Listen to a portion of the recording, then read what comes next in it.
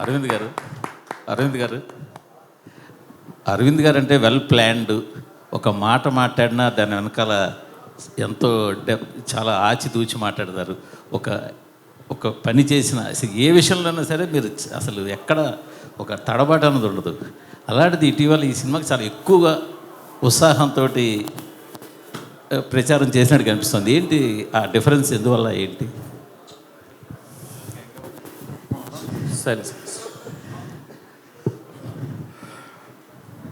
మా వాడు అంటున్నాడు 60 నుంచి నేను కిందకి వెళ్తున్నానంట. ఓకే, అయితే నేను రావాలి కిందకి.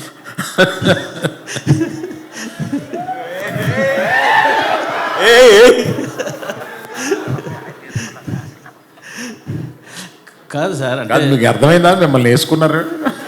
అది నాకు మాకు కాదు సార్, మాకు ప్రతి ప్రెస్ మీట్లో మామూలే అది.